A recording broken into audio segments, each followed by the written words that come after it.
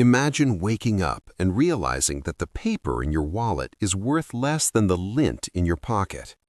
Imagine a world where a cup of coffee costs one price when you order it and a different price by the time you take the first sip. This isn't a dystopian fiction. It is a recurring nightmare in human history. Hyperinflation is the terminal stage of a dying economy. It is the moment when the social contract between a government and its people is shredded. But how does it happen? Why do we keep making the same mistakes? Today, we peel back the layers of the secret history of hyperinflation and the absolute poverty it leaves in its wake. The definition of the beast. In economic terms, hyperinflation is defined as a price increase of more than 50% per month. But that dry definition fails to capture the human agony. When money dies, society follows. The savings of the elderly, gone. The wages of the worker, meaningless. The stability of the home, destroyed. In this documentary, we will travel from the ruins of post-World War I Europe to the failed states of the 21st century to understand why governments print themselves into oblivion and why the poorest always pay the highest price. The most famous case of money's death occurred in the Weimar Republic. Germany, once an industrial titan, was saddled with 132 billion gold marks in war reparations. They didn't have the gold, so they decided to do something easier. They printed the marks. By November 1923, the exchange rate between the dollar and the mark was $1 to 4.2 trillion marks. At this point, the paper used to print the money was worth more than the denomination on the bill. The poverty wasn't just about not having money, it was about the loss of dignity. Doctors were paid in eggs, teachers were paid in coal. This economic vacuum didn't just create poverty, it created a political monster. Without the 1923 hyperinflation, the rise of radical extremism in the 1930s might never have found fertile soil. To understand the secret history, we must understand the why. Why would a leader, knowing the history of Germany or Hungary, decide to print more money? When a government cannot tax its people any further and cannot borrow from other nations, it turns to the inflation tax. By printing money, the government buys what it needs first before the new money circulates and devalues the rest. It is a hidden theft from every person holding that currency. For the poor, this is a death sentence. The wealthy hold assets, gold, real estate, foreign stocks. The poor hold cash. When the cash dies, the poor are the first to starve. If the Weimar Republic was a tragedy, post-World War II Hungary was a mathematical horror film. In 1946, Hungary didn't just experience hyperinflation, it broke the laws of economics. At its peak, the inflation rate reached 41.9 quadrillion% per month. The Pengo's death spiral. Prices were doubling every 15 hours. Think about that. If you bought a loaf of bread and $1 in the morning, by the time you went to buy dinner, that same loaf was $2. By the next morning, it was $4. By the end of the week, it was in the thousands. The Hungarian government issued the 100 quintillion B-Pengo note. It is the highest denomination banknote ever printed that actually saw circulation. But the secret history here isn't about the numbers, it's about the deliberate destruction of the middle class. Historians argue that the post-war Hungarian government and the occupying Soviet forces used hyperinflation as a tool of social engineering. By wiping out the value of the currency, they effectively liquidated the wealth of the bourgeoisie without needing to seize it physically. If you can't tax the rich out of existence, you simply make their money worth nothing. The human cost. We see interviews with historical witnesses, reenacted or archival. They describe the caloric poverty. When money loses value this fast, the caloric intake of the population drops. People stop working for money and start working for in-kind payments. A factory worker would take home 3 light bulbs a day to barter for milk. The secret history of poverty is often written in the ink of foreign debt. In the mid-20th century, many newly independent nations faced a crossroads: how to build infrastructure without gold reserves. The answer? Borrow from the West. The dollarization of debt. Most of these countries borrowed in US dollars, not their own currency. This is the original sin of emerging market economics. If your country's currency devalues, your debt effectively grows. If the local peso drops 50% against the dollar, your national debt just doubled overnight. To pay these debts, central banks in Latin America and Africa turned to the printing press. This led to the lost decade of the 1980s. In Brazil, inflation reached 2,000%. In Peru, it was 7,000%. The poverty cycle. This wasn't just bad luck, this was a systemic trap. As the currency crashed, the International Monetary Fund, IMF, would step in with austerity measures. These required governments to cut spending on healthcare, education, and food subsidies to ensure the foreign debt was paid first. The secret is that hyperinflation in the developing world is rarely just about printing too much money. It is about a desperate attempt to satisfy global creditors while the local population starves. In the 21st century, the world thought it had solved hyperinflation. Then came Zimbabwe. This wasn't caused by war or foreign debt alone. It was caused by the total collapse of production. The destruction of supply. In 2000, the Zimbabwean government began a chaotic land reform program. Commercial farms, the backbone of the economy, were seized. Production of tobacco and food, the country's main source of foreign currency, plummeted. Economics 101: if you have less stuff, goods, but the same amount of money, prices go up. If you have no stuff and you print more money, the system explodes. The trillionaire poverty. By 2008, the inflation rate hit 89.7 sextillion%. The government began printing $100 trillion notes. A loaf of bread, $30 billion. A bus fare, $50 billion. The result?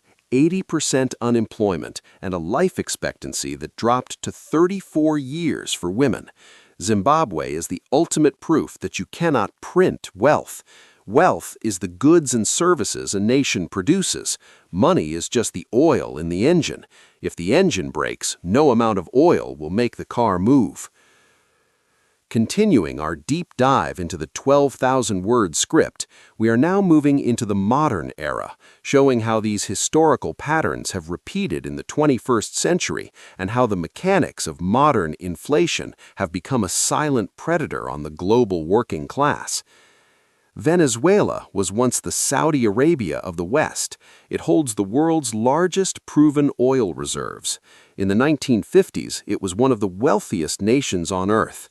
Today, it is a haunting case study in how a modern, industrialized nation can be dismantled by the hubris of economic mismanagement. The Dutch disease and the populist trap. The secret history of Venezuela's poverty began with a phenomenon called Dutch disease.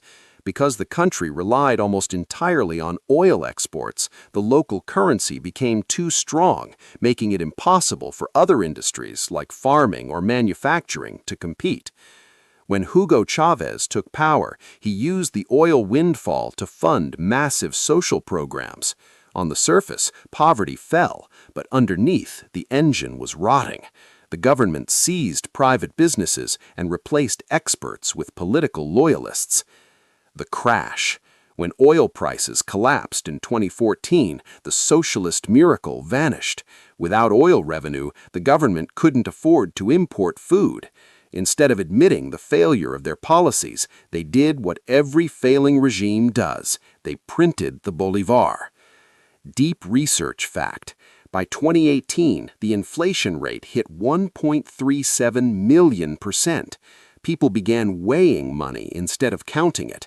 A cup of coffee cost the same amount of paper as a luxury car had just 5 years prior. But here's the secret.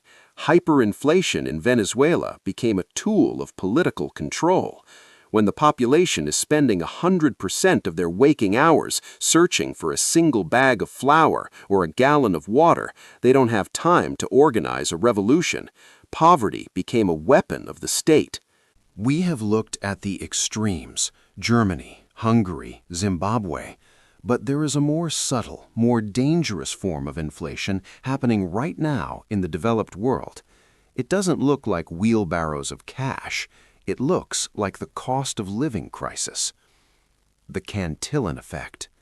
To understand the secret history of modern poverty, we must understand the Cantillon effect, named after the 18th century economist Richard Cantillon.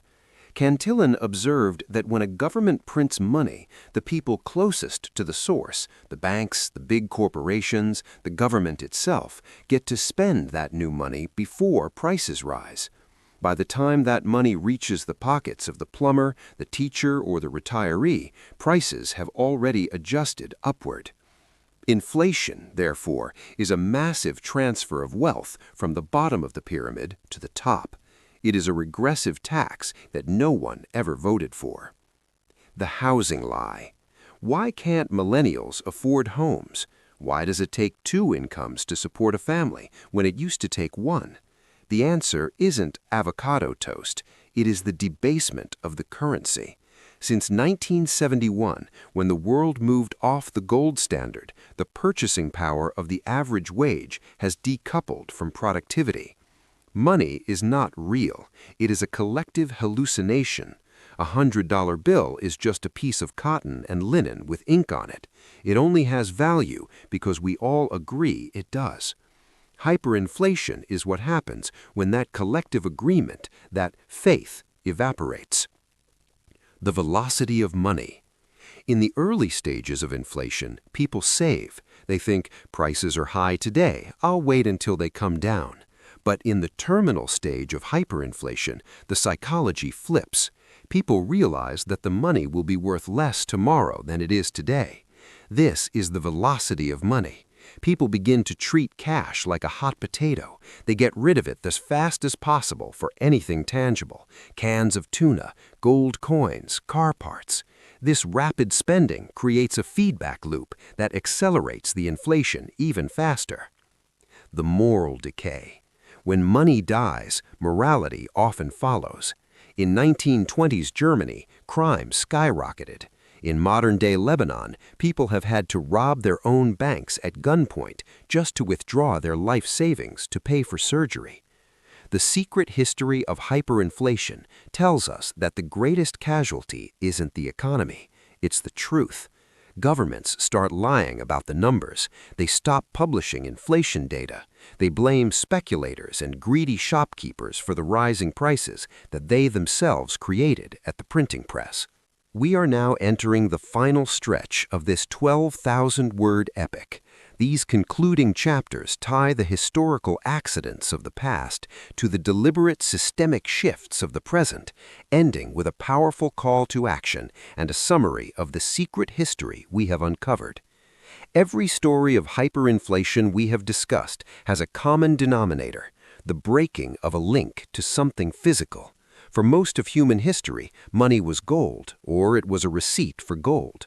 But on a Sunday night in 1971, the world entered a grand, unproven experiment: the Nixon shock. Faced with the rising costs of the Vietnam War and the Great Society programs, the United States was running out of gold to back its dollars. President Richard Nixon temporarily suspended the convertibility of the dollar into gold. That temporary measure is now half a century old. The secret history of poverty in the modern era begins here, when money became fiat, Latin for "let it be done." It meant that for the first time in human history, the entire global economy was based on debt and decree, not tangible value. The decoupling.